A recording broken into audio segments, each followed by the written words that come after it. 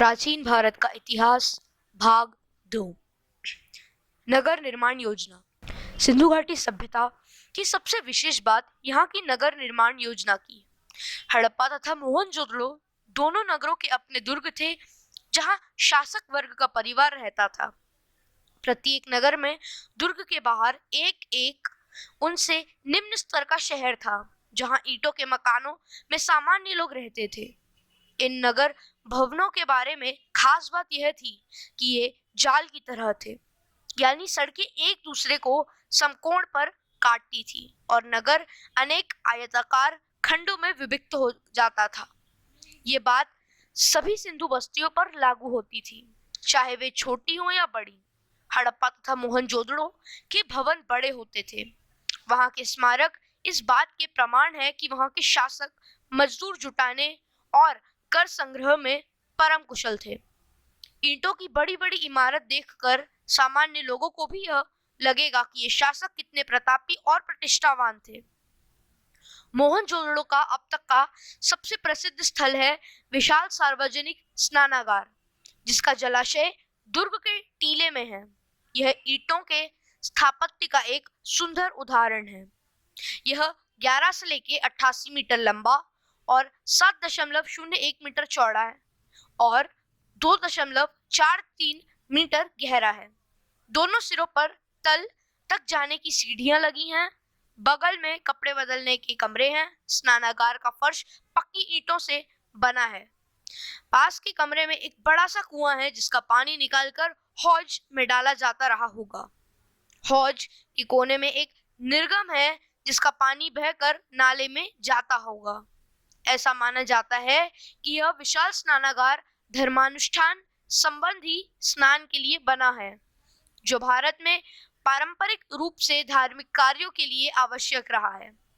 मोहनजोदड़ो की सबसे बड़ी संरचना है अनाज रखने का कोठार, जो 45 से 71 मीटर लंबा और 15 से 23 मीटर चौड़ा है।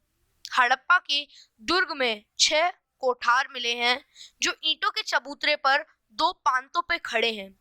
हर एक कोठार 15.23 मीटर लंबा था, 6.09 मीटर चौड़ा और नदी के किनारे से कुछ 1 मीटर की दूरी पर है। इन 12 इकाइयों का तल क्षेत्र लगभग 838.125 वर्ग मीटर है, जो लगभग उतना ही होता है जितना मोहनजोदड़ो के कोठार का। हड़प्पा के कोठारों के दक्षिण में खुला फर्श है और इस पर 2 कतारों में ईंट के वृत्ताकार चबूतरे बने हुए हैं।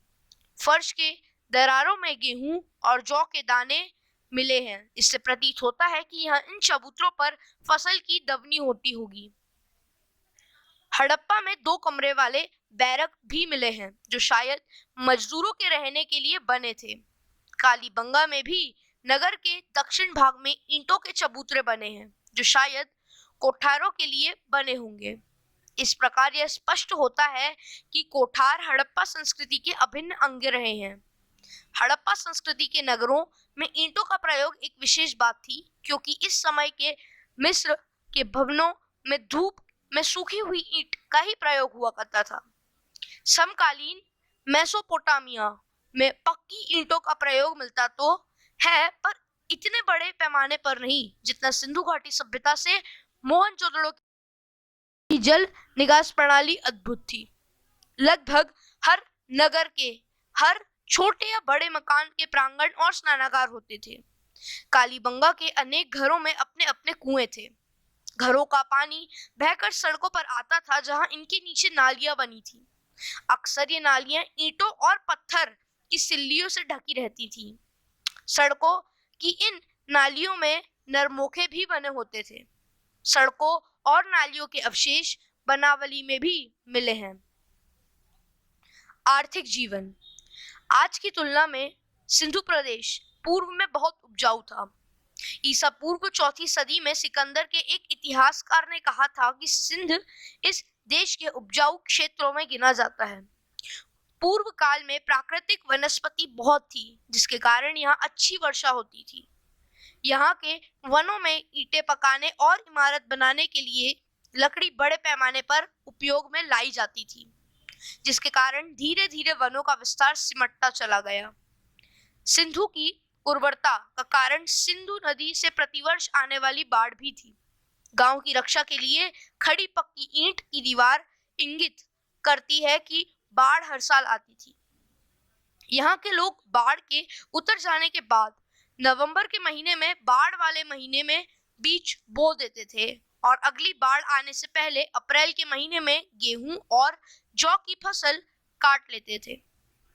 यहाँ कोई फावड़ा या फाल तो नहीं मिला है, लेकिन कालीबंगा की प्राक हड़प्पा सभ्यता के जो कूट मिले हैं उनमें आभास होता है कि राजस्थान में इस काल में हर हल से जोते जाते थे। इस सभ्यता के लोग गेहूं, जौ, राई, मटर, ज्वार आदि अनाज पैदा करते थे। वे दो किस्म के गेहूं पैदा करते थे। बनावली में मिला जौ उन्नत किस्म का है। इसके अलावा वे तिल और सरसों भी उपजाते थे। सबसे पहले कपास भी यहीं पैदा की गई। इसी के नाम पर यूनान के लोग इसे सिंडन कहते थे। हड़प्पा यूं तो एक कृषि प्रधान संस्कृति थी, पर यहाँ के लोग पशुपालन भी करते थे। बैल, गाय, भैंस, बकरी, भेड़ और सुअर पाला जाता था। हड़प्पाई लोगों को हाथी तथा गैंडे का ज्ञान था। व्यापार। सिंधु घाटी के लोग आपस में पत्थर, धातु, जानवरों की हड्डियां आदि का व्यापार करते थे। एक स्थान पर बहुत ढेर सारी सील, एकरूप लिपि और मानकृति माप तौल के प्रमाण मिले हैं।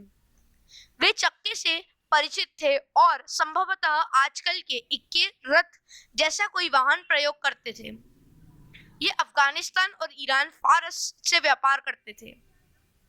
उन्होंने उत्तरी अफगानिस्तान में एक वाणिज्यिक उपनिवेश स्थापित किया, जिससे उन्हें व्यापार में सहूलियत होती थी।